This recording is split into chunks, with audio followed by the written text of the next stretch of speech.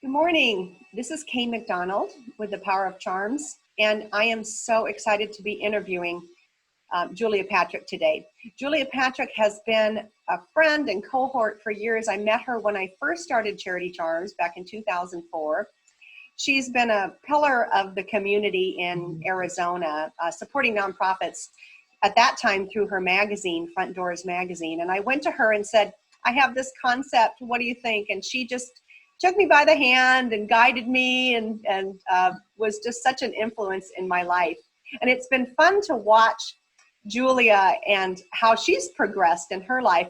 Julia, welcome. Thank you. I think you forgot to mention the most interesting part of all this. What's that? Is we were working and chatting and yay teaming it. And then it turned out we lived in the same neighborhood. I know. And now you're and my we neighbor. Didn't know. Yeah, we didn't know. And I remember I saw you walking your dog one day and I was like, how interesting. That gal looks just like Kay McDonald. And then I think I saw you like 2 more times. Right. Holy moly, that is Kay McDonald. It's such a small town. And now, just an aside to all the listeners, Julie is a master gardener. So I get to go over and raid her garden occasionally. And it's a treat being your neighbor. Hey, well, back at ya. So we see in the background the American Nonprofit Academy, and this is such an exciting thing. It's fun to watch people go through the different stages of their lives and the different things that they launch and the new projects. And this is a fairly new project for you. Can you tell us what the American Nonprofit Academy is and what your vision is and why you started it? Well, thanks. I think, first of all, thank you for having me. I so appreciate it. I've been in publishing for about 30 years and in media. And I always was amazed at the things going on in my community. And I'm really fortunate to be a 3rd generation Phoenician, which is rare. And so I not only have the things that I've been seeing, but I have the things that, I've heard about or witnessed through other generations of my family. And so it's really been a powerful part of my life. And I was turning 50, and I was sitting in my front yard and boo-hooing about where did the time go? And my life is crap. I have nothing to show for it. Just all the things that you do. And my daughter, who I swear is the wisest human being on the planet, she's just amazing, said, Mom, I think that maybe you've lost your passion, and what could you do that would really fulfill you on another level? And so she said this to me, and she was doing something amazing with her life at that point in time. She was actually interning at the White House. And so I was like, see, I can't even do that. Look at my daughter. What's wrong with me? Really? Although she saw in you what we all see. Yeah. So I went to my office the next day, and I walked through the front door, and this is really a true story. I had 8 employees, of which they were all meeting with or on the phone with nonprofits. And, the head of graphic design and production was consulting, and this was all for free. They were trying to help out a nonprofit on a marketing project. My bookkeeper was talking to a nonprofit about how they could go online with a new product. Even my office manager was talking about something with a nonprofit. And I just couldn't believe it. I was like, wow, this is the leadership of my organization obviously filtering through and what I need to be doing. And so I started as a passion project, the American Nonprofit Academy, just to bring together great minds and do trainings. We did them all over the state. We did them just to cover our costs. And I think within like the first week or 2, we had over 100 people register to come to a couple different kind of, if you will, salons that we set up. Sure. And we went advertisers who also happened to be very philanthropic. And then some of the very first classes we did was, what do corporate sponsors really want? And so we did panels, and we brought in heads of really big businesses and super important partners in the philanthropic scene in Arizona. And I interviewed them because I've been in the media, right? I have no skin in the game. Yeah. I wasn't writing big checks, but I could conduct an interview. And people were just like, wow, could you do a class like this about accounting or marketing or fundraising? And then before I knew it, when I was going into my office, I was like, what can I do for the American Nonprofit Academy today? And then I was like, okay, as we say in my family, it was a venga Jesus moment. It was a come to Jesus moment. I'm like, I'm now looking at 55 and can I navigate my life and leave my publishing, business in the hands of someone else? Mm-hmm. And my family was very concerned. My family really didn't think that I could survive it. They really thought that it was going to be such a change in my life. It's tough for families when someone wants to take a risk. Yeah, it is. It is. You believe in yourself, you can do it, but sometimes the family's the one that really. It was hard, Kay. And candidly, when you're in the media, I was used to being the queen bee. Sure. And they were like, oh my God, Julia, when you go into a restaurant, you're not going to get the best table. I was like, wow, really? This is what you think my life has come down to? I was like, yeah. I mean, but you have to understand too, in media, that, I never went to my local grocery store or hardware store where someone didn't pitch me. I mean, even on the first day of kindergarten, a mom pinned a note on my child's jumper that said, will you please call me? I'd love to see if you could do an interview about my gala coming up. Oh. Yeah, I mean, that's been my life for 30 years. And so it was a big shift. It was a really huge shift, but I was so fortunate. I was able to sell my company to an amazing young woman who just is Andrea Evans, yes. Andrea Evans, who's so amazing and fresh and exciting and excited to support the things that, I think we really stewarded. She's carried on your legacy beautifully. Yeah. Well, thanks. I mean, I think she's really made it her own. And I think, my goal has always been no one will know who Julia Patrick was. They'll just know they'll just know this product in this journey, And so for me, that's always been, if I could find that, then I will have won the lottery. So flash forward, the American Nonprofit Academy has really taken off. We really serve nonprofit organizations all over the country, even folks outside the country, which I find fascinating. Yeah, right, you're international. Yeah, it's just crazy, but it's been a great journey, and every day I get to learn, I get to share. What could be better? The other thing I love about it, Julia, is that all those years you were doing that anyway. And you just didn't really even know it. And then sometimes you just need to sit back and reflect and go, okay, what is my passion? What is my direction? You did that. And then went into your office and there it was. It's like, oh my gosh, there is such a need. There's such a need for this. You were doing it all along anyway, and you just basically repurposed it into this fabulous American Nonprofit Academy that now what's also wonderful is, like you said, anyone in the world can access it. It's remarkable. And I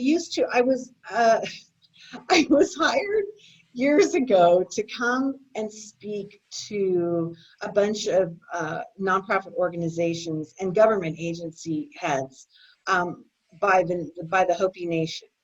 And so I drove up there, and they're a matriarchal society. So I was like super smart. I took my mother and my grandmother because I was like, these people are going to take one look at this blonde white woman and be like, what? So I'm like, if I take my mom and my grandmother, they'll appreciate that I understand the whole matriarchal thing. Yeah.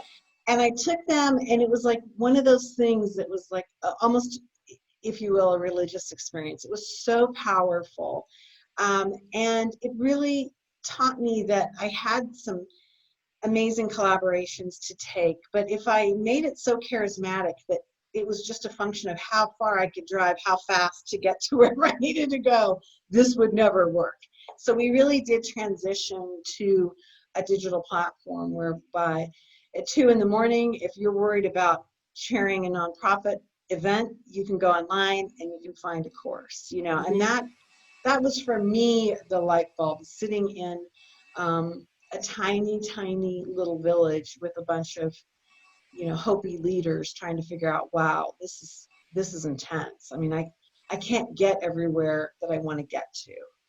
But, and how timely though, I mean, sadly, how timely that you pivoted and figured out the whole virtual platform and everything.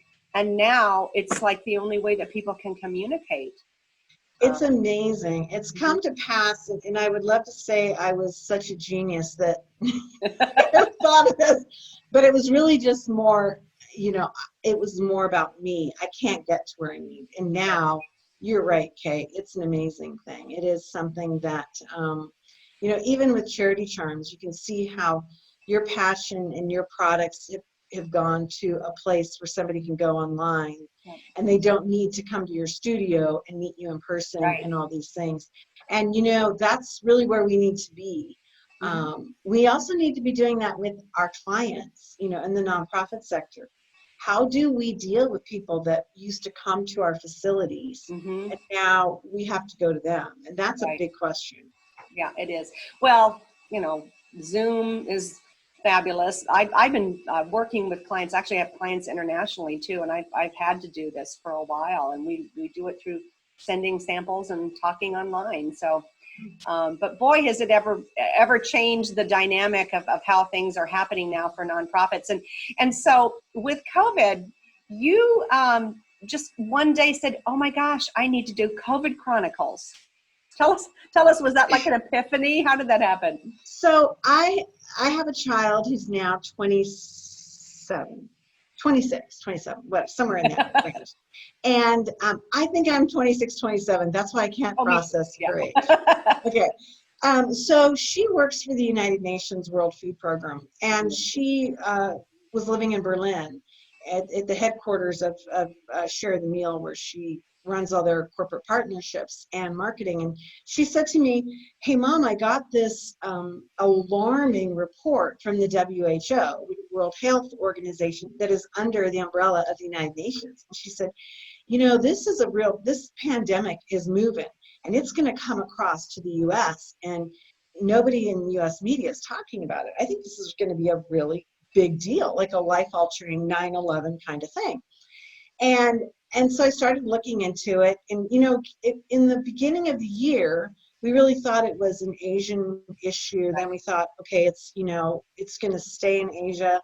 If China can control it, then it'll just be Chinese. But then it started bleeding out. Long story short, in that early part of March, I knew things were going to start to close down. And so I called a woman who I'd worked with in a limited basis, a woman by the name of Jarrett Ransom. She's almost 20 years younger than I. So we have a very interesting generational dynamic.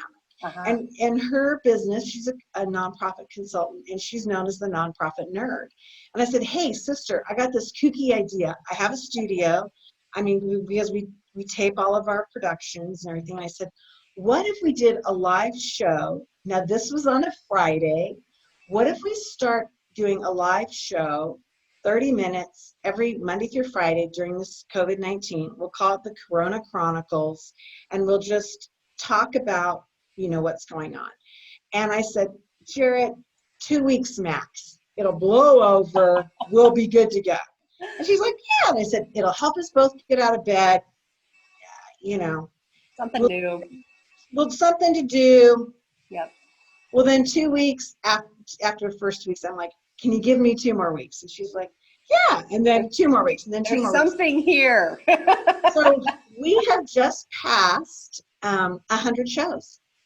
A couple weeks. Congratulations. That is so fantastic. Thanks. We have rebranded it to the Nonprofit Show because we didn't want to just be so COVID-19 focused. We really wanted to say, look, things are changing forever. and in many ways, it's a great thing. Mm-hmm. So how do we navigate forward? And so, today our show started a new episode with a brand new nonprofit leader, and we're going to follow him every quarter and talk about what his journey is. And he's in the South. He didn't go to school for nonprofit management. He just has a passion for feeding people in his community, and we're going to track him. Wow. Well, I have on my calendar every day at 9:30 to watch your show. It's programmed in. And, I'm not a nonprofit, but nonprofits are my clients and friends. And so I get so much, just a wealth of information from watching your show. And can you give me a synopsis, because of all the people that you've interviewed and all that you've come in contact, how COVID-19 has really impacted the nonprofit sector in your eyes? So we've seen two things. One is people that have embraced an opportunity for disruption.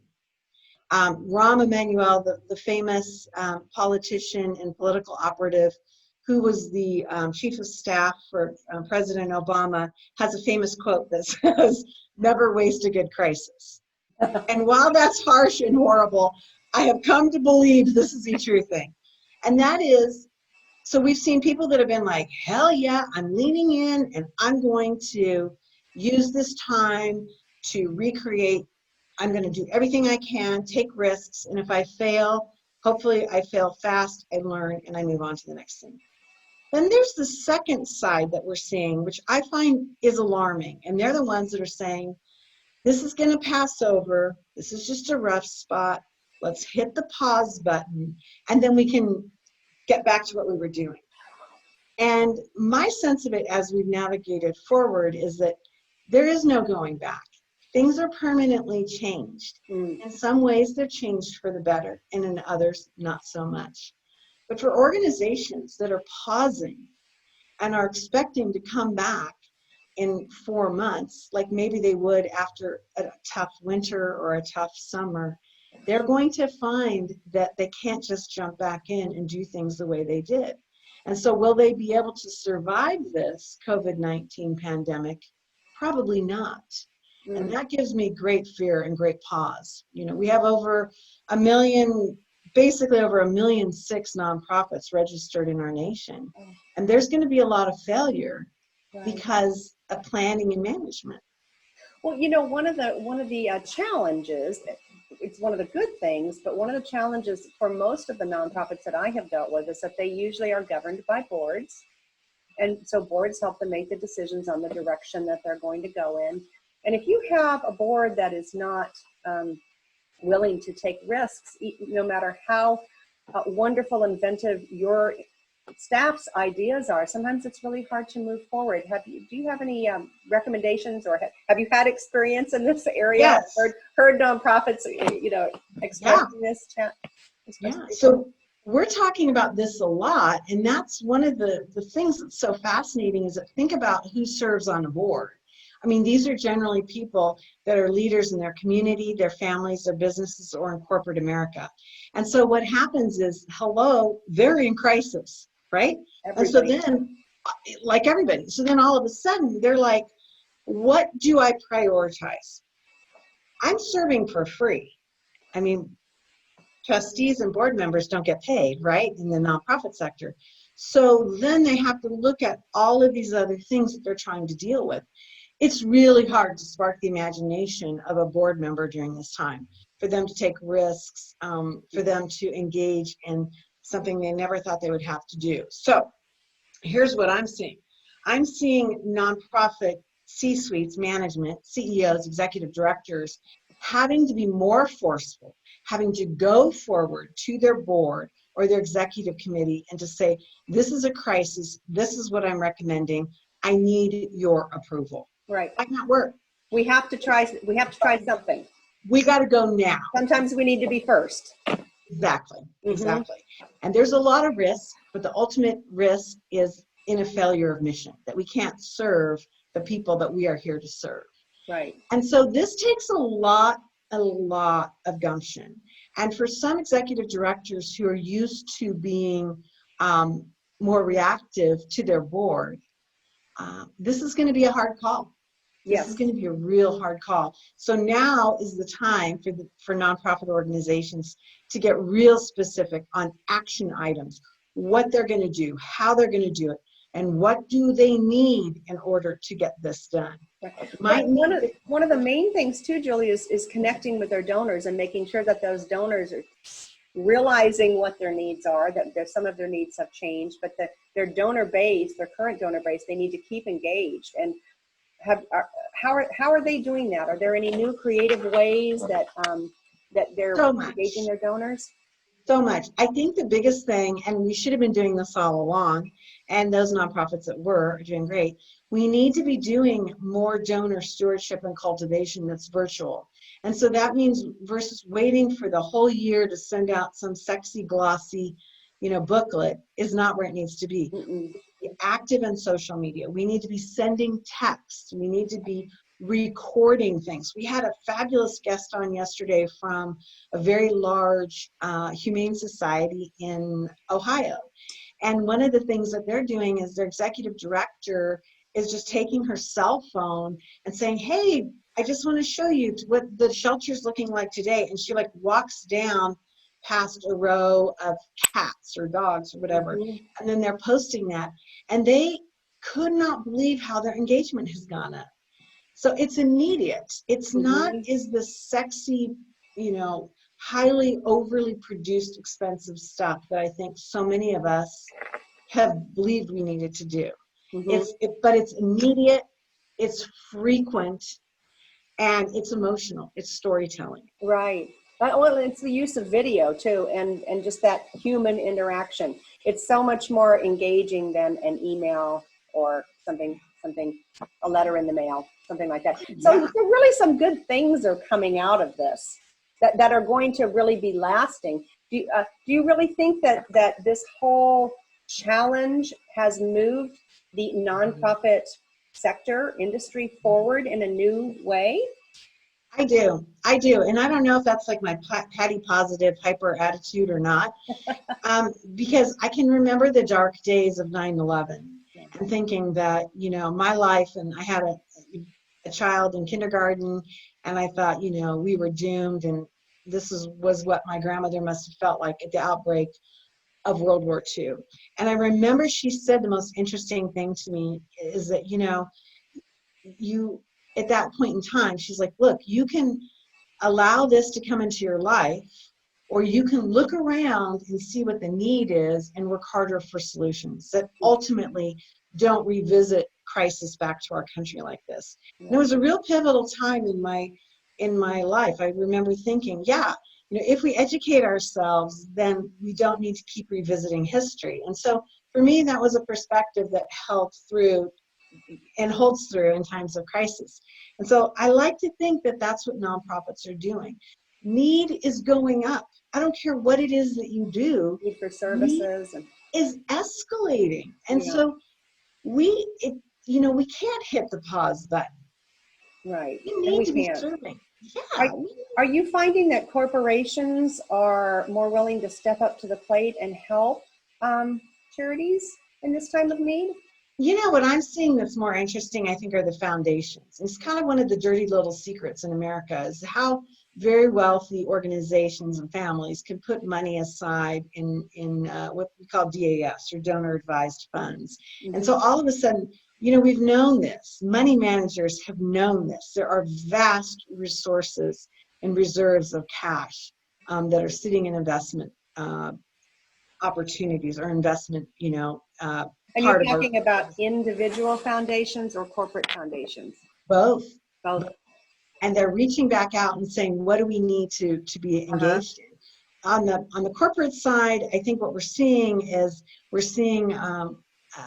the corporate partners realizing that they have to do things because their own employees are in crisis, right? Yes. So I think that's one thing. I think the other aspect of the donor advised funds or the very large foundations is that their growth of their investments in capital is based on a strong economy. Right. And so if the economy falters to such a point that they lose value, then the whole thing collapses. So I think that it is a capitalistic, influence, if you will. Mm-hmm. But I'm seeing foundations step up in ways that are kind of surprising, really and truly. Well, And so, look, innovation and good comes out of crisis and disaster. So I want to let everybody know too that they can log on to the American Nonprofit Academy, and you have over 100 courses that people can watch, and it's free. so not all of our courses are free, but the majority of them are free. Okay. Some are 30 minutes to 3 hours. We have certification programs. We're launching a new category of live webinars. We're going to be doing a really deep dive on women in philanthropy and what makes women the new frontier of philanthropy. I'm really excited about that. We're going to actually end that cohort with a donor who, a female donor who just gave a $30 million gift. And that cohort's going to be able to talk with her. Mm-hmm. And again, this is all virtual.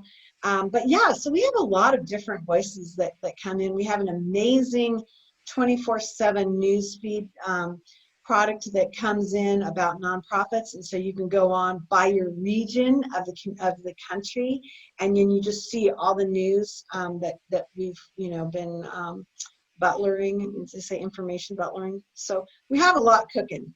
You have a lot cooking, but I also want to just really thank you and thank Jared and everything that you're doing, because you're a voice out there that's really, really needed. I think so many nonprofits and people that are in our industry are kind of like, oh my gosh.